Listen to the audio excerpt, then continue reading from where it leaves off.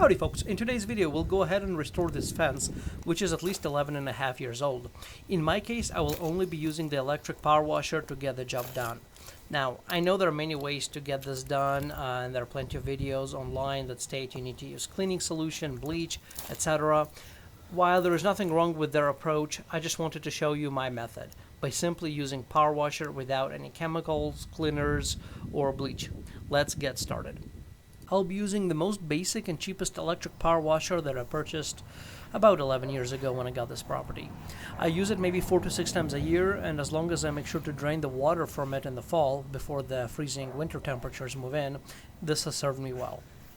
The pressure washer is rated at a maximum 1,500 psi, which is pound per square inch, and it is using 1.3 gallons of water per minute.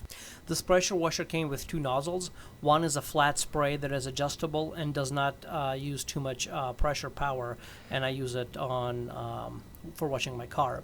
The second nozzle is very powerful and should only be used for fences, like we'll do in this case, or concrete. The tip spins in small circles to give it extra force and cleaning power, but it should not be used for any delicate items as it can cause damage. For fence, however, and for this project, I think it's going to be perfect and the right tool. My pressure washer does feature a soap or chemical injection hose so that it can suck in any chemicals for the power wash process. However, like I mentioned, we will not be using any of that in the process today. I have cheated a little bit and done the first couple of pickets previously just to make sure that my method works before I just go out and start making a video on how to do it. But as we proceed with the process, you can see how this works, and it is really taking all of that dirt over the, as I said, at least 11 or so years from the fence just fine. Since this is the first time doing a power wash on this fence, I was trying different techniques and different methods, as you'll see me doing that in this video. Something else to make it just a little bit more difficult is that on this day it was a bit of a windy day here, and of course if you were to do this, of course don't do it against the wind. In my case, the wind was shifting here every couple of minutes or sometimes even seconds, so you'll see me try different positions so that I am not spraying this against the wind and getting the water or any of this dirt from the fence on me. But regardless of the wind factor, you'll see me try to do several things and try different methods to see what works best. It does take about 2 passes for each picket, roughly, for what I'm noticing is what was working best. So I'll do, like, the left side or the right side at a time. If I try to do the whole picket at once, that means I have to step back a little bit further in order to catch that. As you can see, the cleaning nozzle is kind of doing the circle pattern. I have to step back, and then you don't get as much power if you're trying to do the whole picket at once. You could do it, but then you need multiple passes because it is not as powerful. So at least for my pickets, and given how much dirt and crap there is on it, I ultimately noticed that it's better to do it about half or so at a time. However, you'll see me try different methods. As I said, now I'm doing the voiceover after this video is already been recorded, so I'm already kind of giving you a few of those things ahead of time. But as you notice me working through that process, you'll see I'll be trying out different things. Also, in some cases, I'm very limited in terms of the position where I can stand and do it. Again, I'm fighting the wind here, and also I'm standing on a retaining wall. It's not a big retaining wall, but nonetheless I have to kind of be in a certain spot, so I may not always have the best maneuverability as I would have wished in order to make it as simpler as possible. But ultimately, as you can see, it works well, and I'm very impressed with how much dirt it is able to remove. Again, this is the cheapest electric power washer that I got 11 years ago, and it is doing an awesome job.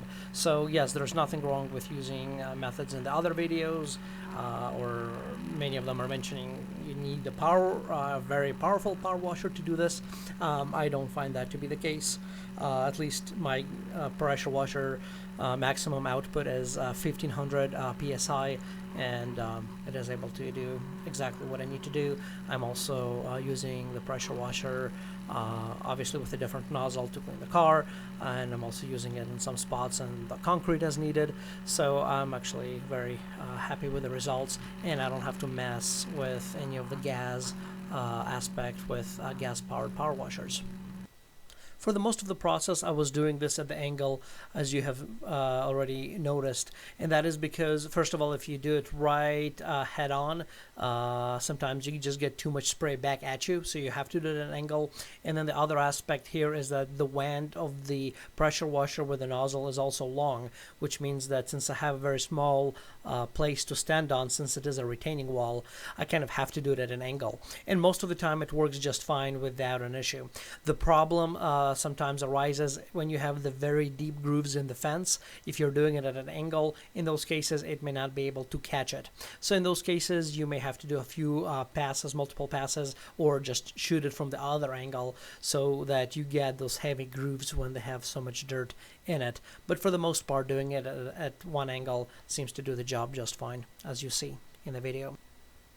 Overall, I'm very pleased with the results of being able to take all of this dirt that is at least 11.5 years old since I've been here, and of course, I don't know, the fence was probably already here for multiple years before that. So overall, I'm very pleased with the results and that it is able to get all of this dirt off. Now, the next step would be is, if you're interested to preserving it further, is to use some sort of a stain or a sealer. In my case, I don't know if I'll personally be doing this simply because given the age of the fence, I already had to replace a couple of pickets over the last 10 years. However, if your fence is in a good condition, then you could consider doing a stain or a sealer. However, the biggest factor there is to make sure that you actually do it once the fence is fully dry. So at least a couple of days in good sun before you apply any sealers or stains. Otherwise, if you have any moisture on the fence, it will be a waste of money to apply a stain or sealer at that point.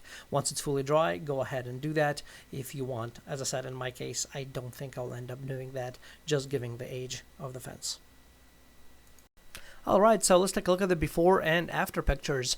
Overall, as you can see, I'm very happy with the results. It did a fantastic job without me having to resort to cleaners, etc. Here's another old before shot with a lot of deep dark colors and dirt on the fence that it has weatherized over the years, but I really do like the results. Anyway, I hope that you found this video helpful and beneficial. If you're going to do this project, be careful, be safe with your power washer. Thanks for watching and have a great day. Bye-bye.